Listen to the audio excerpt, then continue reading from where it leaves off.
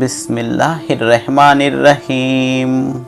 हुज्जतुल इस्लाम इमाम गजाली रहमतुल्लाह अलैह की किताब से रिवायत है, अल्लाह ताला ने हज़रत मूसा अलैहिस्सलाम पर वही नाजिल फरमाई कि ए मूसा, अगर तुम चाहते हो कि मैं तुम्हारी ज़बान पर तुम्हारे कलाम से, तुम्हारे दिल में ख़यालात से, तुम्हारे बदन में तुम्हारी रूह से, तुम्हारी आँखों में नूर बसारत से और तुम्हारे कानों में सुनने की ताकत से ज़्यादा करीब रहूं, तो फिर मोहम्मद सल्लल्लाहु अलैहि वसल्लम पर कसरत से दरूद भेजो।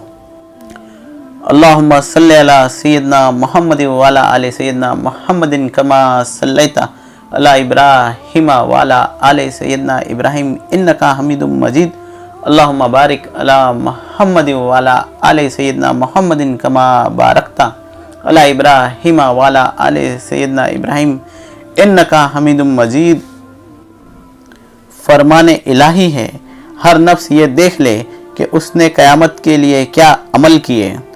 ए इंसान, अच्छी तरह समझ ले कि तुझे बुराई की तरफ ले जाने वाला तेरा नफ्स तेरे शैतान से भी बड़ा दुश्मन है, और शैतान तो तुझ पर तेरी ख्वाहिशात की बदौलत गलबा हासिल होता है। लिहाजा तुझे तेरा नफ्स झूठी उम्मीदों और धोखे में डाले है। जो शख्स बेखौफ हुआ और गफलत में गिरफ्तार हुआ अपने नफ्स की पैरवी करता है, उस इंसान का हर दावा झूठा है। अगर तू नफ्स की रजा में उसकी ख्वाहिशों की पैरवी करेगा तो हलाक हो जाएगा, और अगर तू उसके मुहासबा से गाफिल होगा तो गुनाहों के समुंदर में डूब जाएगा। अगर तू उसकी मुखालिफत से अजीज आकर उसकी ख्वाहिशों की पैरवी करेगा तो यह तुझे जहन्नम की तरफ खींच ले जाएगा। नफ्स का लौटना भलाई की तरफ नहीं, बल्कि यह मुसीबतों की जड़ है, शर्मिंदगी की कान और इब्लिस का खजाना और बुराई का ठिकाना है, और इसका फितना सिवाय अल्लाह के कोई और नहीं जानता। फरमाने इलाही है, और अल्लाह से डरो, बेशक अल्लाह तुम्हारे तमाम आमाल से बाखबर है। तफसीर अबिल लैस रहमतुल्लाह अलैह में है कि जब कोई बंदा आखिरत की चाहत की वजह से अपनी गुजरी हुई ज़िंदगी पर गौर व फिक्र करता है, तो यह फिक्र करना उसके लिए गुस्ल का काम देता है। जैसे कि फरमाने नबवी है, एक घड़ी का तफक्कुर साल भर की इबादत से बेहतर है। लिहाजा हर अक्लमंद के लिए ज़रूरी है कि अपने पिछले गुनाहों की मग़फ़िरत तलब करे। जिन चीज़ों का इनकार करता है उनमें तफक्कुर करे, और क़यामत के दिन के लिए तोशाए नेमत बनाए। उम्मीदों को कम करे, तौबा में जल्दी करे, अल्लाह ताला का जिक्र करता रहे, हराम चीज़ों से बचे और नफ्स को सब्र पर आमदा करे। नफ्स की ख्वाहिशों की पैरवी ना करे, क्योंकि नफ्स एक बुत की तरह है। जो नफ्स की पैरवी करता है गोया वो बुत की इबादत करता है, और जो इखलास से अल्लाह की इबादत करता है वह अपने नफ्स पर ज़ब्र करता है। हजरत मालिक बिन दिनार रजी अल्लाह ताला अन्हो एक दिन बशरा के बाजार से गुजर रहे थे। आपको इंजीर नजर आए तो दिल में आपने खाने की ख्वाहिश हुई। दुकानदार के पास पहुँचे और कहा कि मेरे इन जूतों के बदले इंजीर दे दो। दुकानदार ने जूतों को पुराना देखकर कहा कि इन जूतों के बदले तो कुछ नहीं मिल सकता। आप यह जवाब सुनकर चल पड़े, और किसी ने दुकानदार से कहा, जानते हो ये बुजुर्ग कौन थे? वह बोला, नहीं।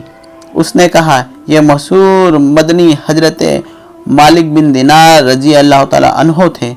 दुकानदार ने जब यह सुना तो अपने गुलाम को एक टोकरी इंजीरों से भरी हुई देकर कहा, अगर जनाब मालिक बिन दिनार रजी अल्लाह ताला अन्हो तुमसे ये टोकरी कबूल कर ले तो इस खिदमत के बदले तू आज़ाद है।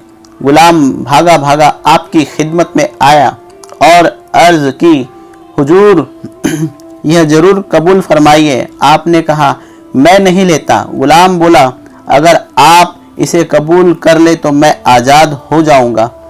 आपने जवाब दिया, इसमें तेरे लिए आज़ादी है मगर मेरे लिए हलाकत है। जब गुलाम ने यह इसरार किया तो आपने फरमाया, मैंने कसम खाई है दीन के बदले मैं इंजीर नहीं खाऊंगा और मरते दम तक कभी भी इंजीर नहीं लूँगा। हजरत मालिक बिन दिनार रजी अल्लाह तआला अन्हो मर्ज वफ़ात में इस बात की ख्वाहिश हुई कि मैं गर्म रोटी का रशीद बनाकर खाऊं जिसमें दूध और शहद शामिल हो। चुनांचे आपके हुक्म से खादिम ये तीनों चीज़ें लेकर हाजिर हुआ। आप कुछ देर उन चीज़ों को देखते रहे, फिर बोले, ए नफ्स, तूने 30 साल लगातार सब्र किया है, अब जिंदगी के इस आखिरी घड़ी में क्या सब्र नहीं कर सकता? यह कहा और प्याला छोड़ दिया और उसी तरह सब्र करते हुए वसीले बाहक हो गए। हकीकत यह है कि अल्लाह ने नेक बंदों यानी अंबिया, औलिया, सिद्दीकीन, आशिकीन और जाहिदीन के हालात ऐसे ही थे। हजरत सुलेमान अलैहिस्सलाम का कौल है कि जिस शख्स ने अपने नफ्स पर काबू पाया वह उस इंसान से ज़्यादा ताकतवर है जो अकेला ही एक शहर को फतह कर लेता है। हजरत अली रजी अल्लाह ताला अन्हो का कौल है कि मैं अपने नफ्स के साथ बकरियों के झुंड पर ऐसे एक जवान की तरह हूँ जिस कि जब वह बकरियों को एक तरफ इकट्ठा करता है तो दूसरी तरफ फैल जाती है। हजरत जनाब यहया बिन माज रजी अल्लाह ताला अन्हो कहते हैं कि अपने नफ्स का मुकाबला अल्लाह की बंदगी से करो। रियाजत सब बेदारी, रात को जागना और कम बोलना और लोगों की तकलीफ़ों को बर्दाश्त करना और कम खाने का नाम है। और कम सोने से ख्यालात पाकीज़ा होते हैं।